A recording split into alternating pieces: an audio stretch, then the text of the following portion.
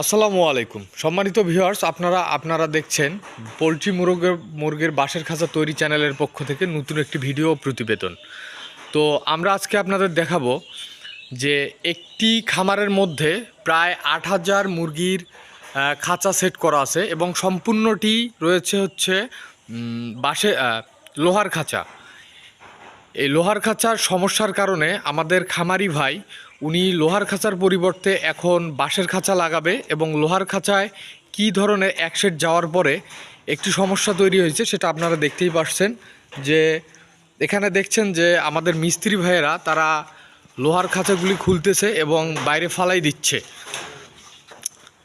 দেখতে পাচ্ছেন যে এই যে খাঁচাগুলি একটি সেট যাওয়ার পরে যে ধরনের মরিচা ধরছে সেগুলো মুরগি রাখার পর মুরগির অনেক ধরনের সমস্যা হয়, যেমন ডিম কম আসে, তারপরে মুরগির বিভিন্ন ধরনের রোগ ও বিভিন্ন ধরনের সমস্যা।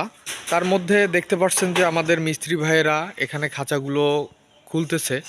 তো যাই দেখি মিস্ত্রি ভাইয়ের সঙ্গে একটু কথাবার্তা বলে দেখি যে আসলে খাঁচাগুলো কি সমস্যা। আসসালামু আলাইকুম। আসসালামু আলাইকুম। ওয়ালাইকুম আসসালাম। ভাই আপনার নাম কি? নাম মোহাম্মদ ইনামুল। নাম এনামুল ভাই। তো ভাই এই যে আপনারা দেখতে পাচ্ছি আপনারা সবাই যে খাঁচাগুলো খুলতেছেন, কারণটা কি ভাই? কারণ ভাই দেখেন, আপনি ভালো করে ফলো করে দেখেন, এই দেখেন প্রতিটা মরিচা ধরছে, এই যে মরিচা, এই দেখেন মরিচা ধরছে। এই মরিচাগুলো যখন মুরগি খায়, খাওয়ার পরে একটা ইনফেকশন হয়, হওয়ার পরে মনে যে দেখা যাচ্ছে প্রোডাকশনের সমস্যা দেখা দেয়, কিংবা অনেক ধরনের ওষুধ বিষুধ দেখা দেয়। আর এবং মনে হয় ডিমের প্রোডাকশনের আরো ভালো একটা দেখা যায়। আচ্ছা আচ্ছা আচ্ছা, তার মানে যখন ভাই লোয়ার খাঁচা হ্যাঁ আপনার ডিমটা ওখানে পারে, ডিমটা যখন আসার পথে কিন্তু এখানে আসার সাথে ডিমটা লাগে, এই জায়গাতে ডিমটা লাগে, হ্যাঁ লাগার পর কিছু ডিম ফেটে যায়।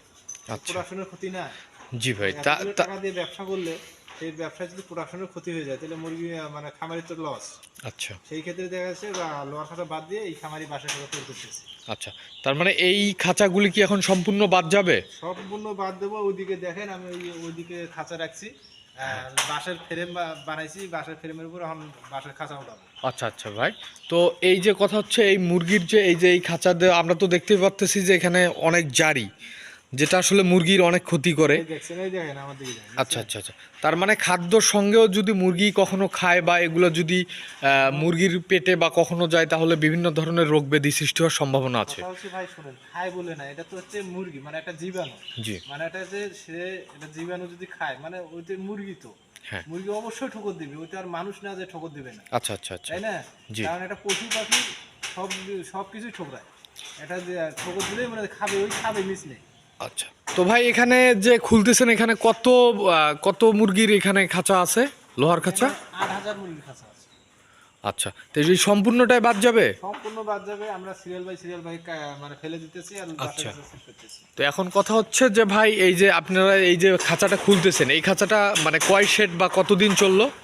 ভাই এটা গ্যাস সেট করছেন খামারি, আমাকে বলছে। আচ্ছা, অ্যাকসেপ্ট করছেন, করে পরে সেটে উঠেছিল, ওঠার পরে মুরগির সমস্যার কারণে মুরগি সব বেঁচে দিছে। জি, দিয়ে এখন আমার সাথে কন্ট্যাক্ট করছে যে ভাই বাঁশের খাঁচা সম্পূর্ণ বাঁশের খাঁচা করতে হবে। আচ্ছা আচ্ছা, আমি বাঁশের খাঁচা তৈরি করতেছি।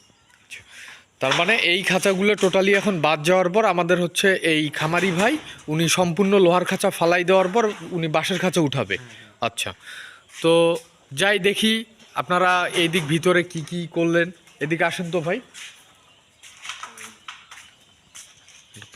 ভাই আসেন। আচ্ছা,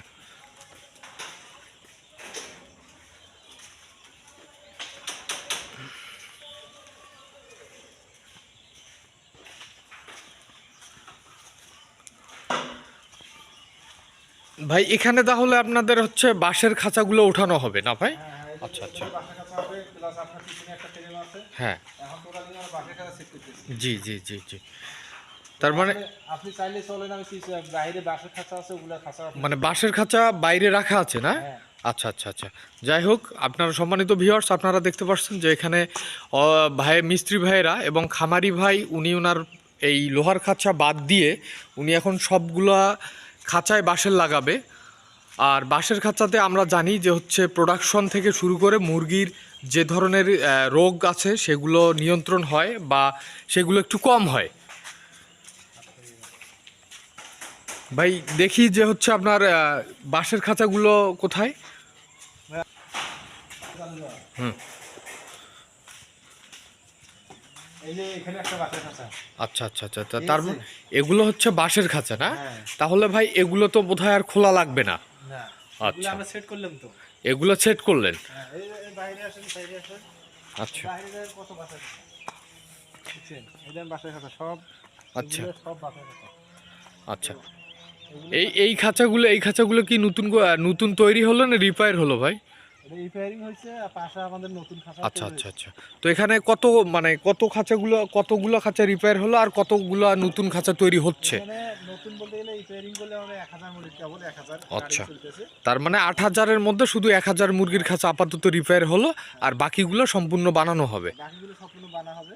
আচ্ছা। ওই বড় প্রজেক্ট তো ওই সাইডে যে ঘরটা দেখা যাচ্ছে, হ্যাঁ ওই ঘরের মধ্যে আমরা খাঁচা সেটিং করতেছি। ওখানে দেখেন খাঁচা দেখা যাচ্ছে অনেক দূরে, হ্যাঁ হ্যাঁ হ্যাঁ। ওখানে আমরা তৈরি করতেছি। আচ্ছা আচ্ছা।